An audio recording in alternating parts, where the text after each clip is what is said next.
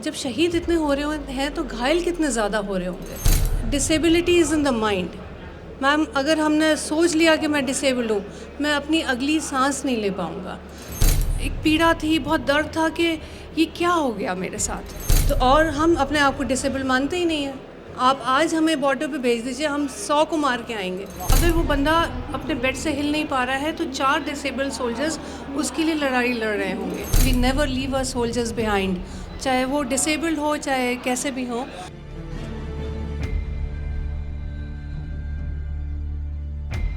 ये जो किताब है जोश, जज्बा और जुनून, ये फोकस करती है इंडिया के डिसेबल्ड सोल्जर्स पे। और जो सोल्जर्स हमारे हुआ killed in the line of duty, उनको हम फिर भी थोड़ा बहुत जान पाते हैं, बट जो घायल हो जाते हैं, वुंडेड सोल्जर्स हैं, उनके ऊपर किसी की नज़र नहीं जाती।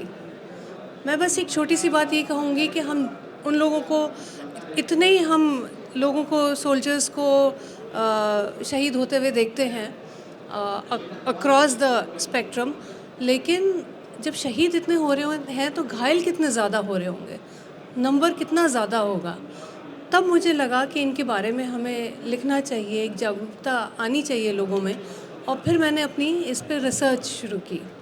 रिसर्च के लिए मैं एक शहर से दूसरे शहर, एक लाइब्रेरी से दूसरी लाइब्रेरी, एक कमांड से दूसरे कमांड, फ़ौजी आर्मी कमांड्स जो होते हैं उनमें गई। और मुझे सबसे बड़ा ताज्जुब ये हुआ जानकर के डिसेबिलिटी पे कोई किताब नहीं थी।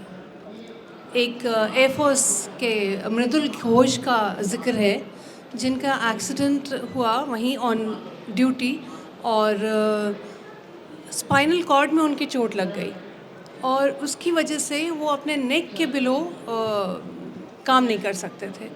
फिर लेकिन जैसे फ़ौज में हमेशा कहते हैं कि we never leave our soldiers behind, चाहे वो डिसेबल्ड हो चाहे कैसे भी हो। फ़ौज की काफ़ी रिहैबिलिटेशन सेंटर्स हैं, 2 हैं, एक तो मोहाली में, एक पुणे में। तो मृदुल जब ठीक हुए, थोड़े बेटर हुए, तो उन्हें पुणे में रिहैबिलिटेशन सेंटर में भेजा गया। पुणे का रिहैबिलिटेशन सेंटर ऐसा है कि वहाँ पे वो लोग व्हील चेयर पर वॉलीबॉल तक खेलते हैं, है ना। और कोई पेंटिंग कर रहा है, कोई कॉल सेंटर्स के, मतलब बहुत अच्छे से रिहैबिलिटेशन उनका होता है। मृदुल वहाँ पहुँचा तो वहाँ उसे कुछ अच्छा नहीं लग रहा था। उसके मन में बहुत एक पीड़ा थी, बहुत दर्द था कि ये क्या हो गया मेरे साथ, है ना। और उसकी फिर काउंसलिंग शुरू हुई और वहीं पे एक flying officer MP Anil Kumar थे, जो अब हमारे बीच नहीं रहे हैं और जो मेरी किताब की प्रेरणा भी थे। तो वो भी, उनकी भी स्पाइनल कॉर्ड इंजरी थी, तो उन्होंने अपना कंप्यूटर मॉडिफाई कर दिया था और स्टाइलस हाथ में लेके, कीबोर्ड ऐसे रहता था खड़ा, और वो आर्टिकल्स लिखते थे। और उन्होंने किताब तक लिखी, from airborne to chairborne, because he was a flying officer. उसके बाद वो व्हील चेयर पर आ गए, वो लोगों पर डिपेंड होने लगे अपने छोटे छोटे। उनको देखा मृदुल ने, तब भी उसको समझ में नहीं आया कि मैं करूँ तो क्या करूँ। तो एक बार उसको एक काउंसलर ने बताया, उसका जब सेशन चल रहा था, कि मृदुल, तुमसे ज़्यादा डिसेबल्ड लोग यहाँ पे हैं, लेकिन तुम उस स्टेज से बाहर नहीं निकल पा रहे हो। तुम ये क्यों भूल गए कि तुम्हें यहाँ तक लाने में कितने हज़ारों डॉक्टर्स और नर्सेस की सेवा लगी होगी। तो मृदुल मुझसे कहता, मैम वो दिन है जो मुझे कुछ, मेरे अंदर एक स्पार्क जगा। फिर मैं सोचने लगा, मैं देखने लगा कि मैं क्या कर सकता हूँ। और उसने माउथ पेंटिंग स्टार्ट की। माउथ पेंटिंग में उसने इतनी धीरे धीरे करके, अब वो mouth and foot and mouth painters of the world association जो है, स्विट्ज़रलैंड में बेस्ड है, उसका मेंबर है।